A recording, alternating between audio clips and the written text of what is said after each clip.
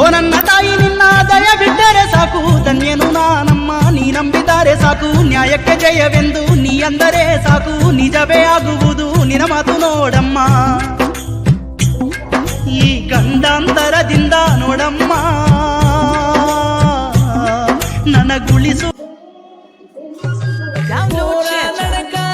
ಮನಸ್ಸಿಕರ ಪಳಪಳ ಹೊಳಿತೈತಿ, ಮುತ್ತಿನ ಗದ್ದಿಗೆ ಮ್ಯಾಲ ಕೊತ್ತಳ ಬಂಗಾರ ಮೂರುತಿ, ತಾಯಿಗೆ ಎತ್ತನು ಆರೋತಿ.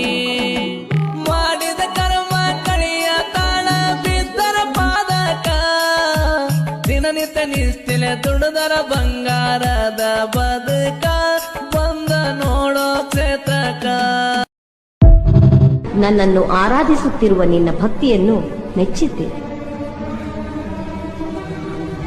ಯವ್ವ,